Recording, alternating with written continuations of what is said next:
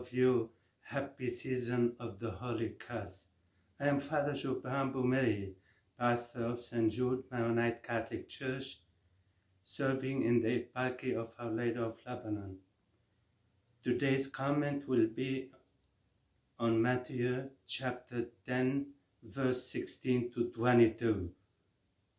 Matthew's Gospel was written some 50 years after the death and resurrection of Christ, and naturally reflects some experiences of this period. It is both a warning and a description of what has happened and continues to happen to the messengers of the gospel. We are sent out like sheep among wolves.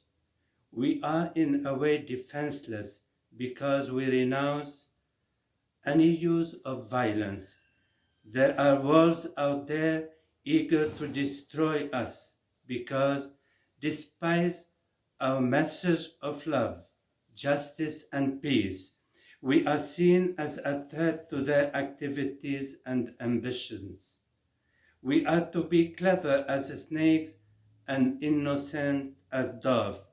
We are to be as inventive and creative as we can be in dealing with the world, but innocent, not in the sense of being naive, but in the sense of being completely free of even any suspicion of wrongdoing. The end does not justify the means. As has happened so many times and continues to happen, followers of Christ, simply because they are his followers and for no other reason, will be hauled into court, will be the victims of intimidation and torture.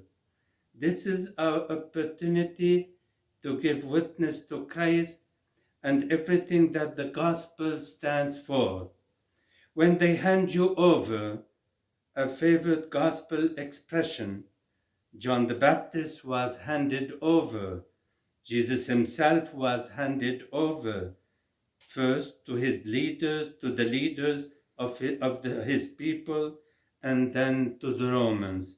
His disciples too will be and are handed over, and in every Eucharist we hear that Jesus in his body is handed over to us.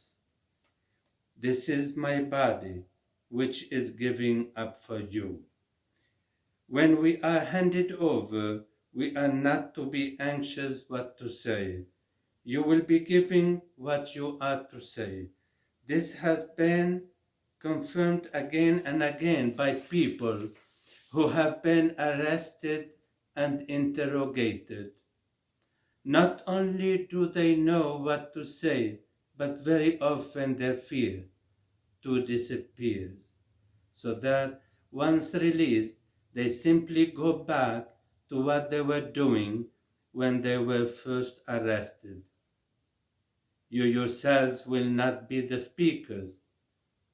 The Spirit of your Father will be speaking in you. The enemies of the gospel have no ultimate answer to truth, love, and justice. The last words of Jesus are sad because they are true. The following of Christ can break up families. They betray each other, hand each other over. Once baptized, we enter a new family with the new obligations, our commitment to God, to love, to trust, to justice, to freedom transcends obligations that arise from blood. I cannot obey a father who tells me to violate the gospel. I cannot cooperate with a brother who urges me to do evil. It involves painful choices, but the opposite would be, in the long run, worse. You will be hated by all on account of me.